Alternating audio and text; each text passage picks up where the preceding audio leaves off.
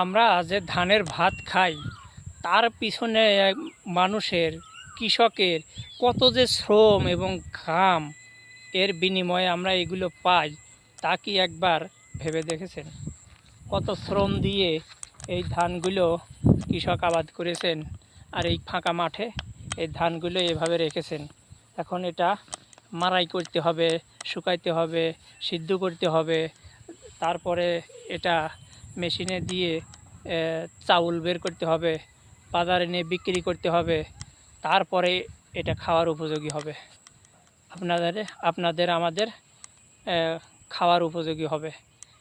এই ধানের পিছনে বা আমরা যে ভাত খাই, সবজি খাই, তার পিছনে কৃষকদের যে কত শ্রম এবং ঘাম এর বিনিময়ে আমরা সেগুলো পেয়ে থাকি, সেগুলো কিন্তু আমরা অনেকেই অনুধাবন করতে পারি না।